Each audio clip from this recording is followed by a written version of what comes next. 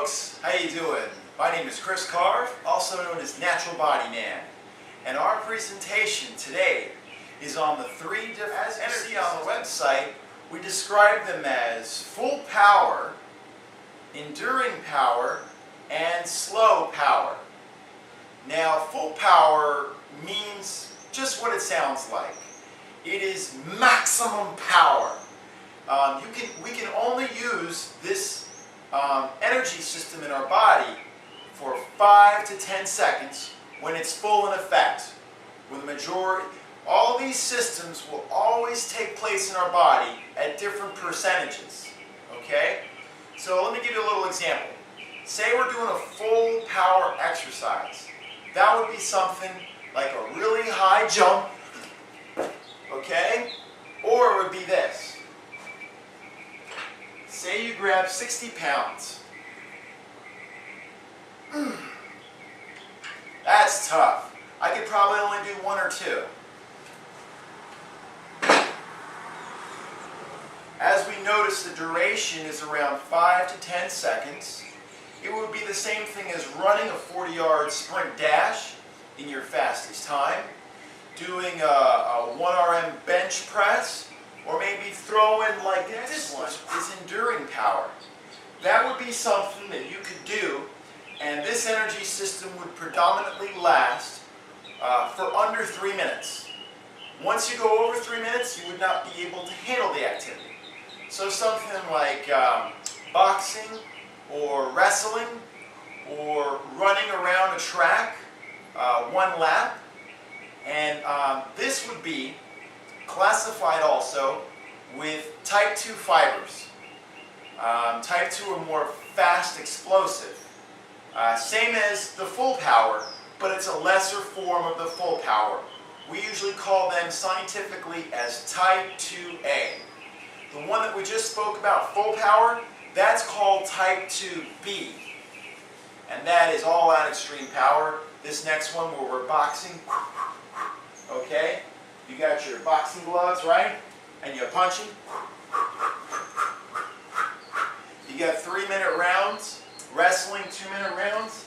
That's enduring power, but it gives a decent amount of strength. This weight right here, 10 pounds, and you're fairly strong. I could lift this weight right here for about 2 minutes in a row. This is 10 pounds, okay? That would also be enduring power, known as the glycolytic system.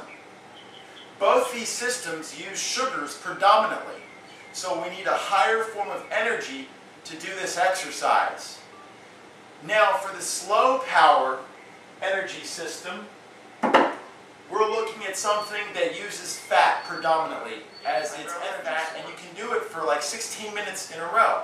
Once we go after 3-4 minutes of doing the activity, this energy system is predominantly used more than 50%.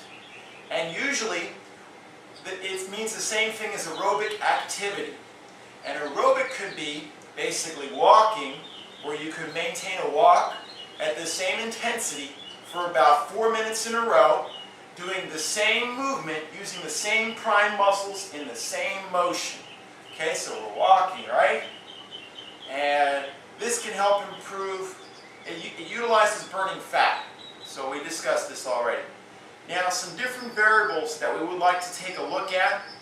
If this is enough for you, you can shut off the video now. If you want the scientific explanation, here it goes. The contraction time for each of our muscle fibers, for the full power and for the enduring power, it's fast, the contraction time, because we're moving fast. But for the slow power, that is slow. Contraction time is slow. Okay? Force production. There's a lot of force in the boxing and lifting that heavy dumbbell. That's the biggest one. That's the most force. Okay? So there's a high force in that. But there's not a high force in the aerobic slow power system. Okay? Not a lot of force. Some other things. Sugar utilization. We already spoke about that. In the high power and enduring power, we're using a lot of sugars. Okay? If you're also doing a jump rope, a lot of sugars. Okay? as we get more practiced at some of these activities, you'll see that maybe it'll change, that the activity will become more aerobic for you because you'll be performing it more efficiently. Your muscles will adapt to the movements and strengthen themselves to those neuromuscular movements. Okay, so that also changes too. Oxygen supply. We don't use much oxygen in the full power because that's all our power that we already have without using oxygen. We don't need a lot of oxygen in 5 to 10 seconds. In the enduring power, under 3 minutes, yes, we need oxygen moderately, but we need to be able to use it very effectively and efficiently. In the slow power, it's almost all oxygen. It's very high. When we're running 5 miles, okay, we're running here for 20, 30, 40 minutes, okay, at least 20 to 40 minutes, maybe even longer. So it's predominantly used, our utilization for oxygen is directly dependent on our performance. Okay? Duration, we went over duration. Okay? Full power and enduring power is a low duration.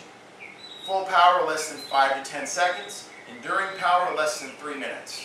Slow power, which is aerobic activity, is greater than 3 minutes. You're using the majority of your energy system with that slow power, and usually it's typically 16 minutes or above would be indicated as cardiovascular exercise, aerobic activity.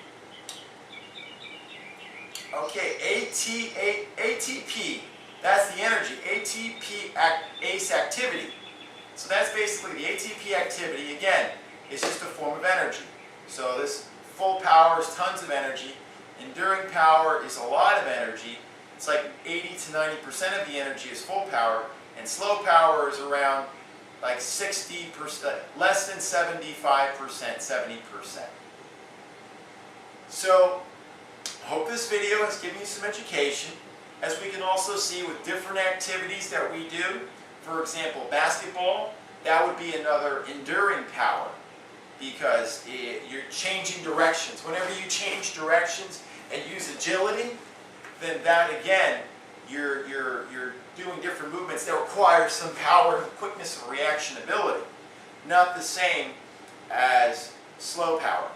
So the majority of our activities, hockey, baseball is more just pure power because one baseball swing or a throw, that's all power. Same thing as football. Wrestling, same thing. Hockey, swimming. Swimming long distances could be aerobic, slow power.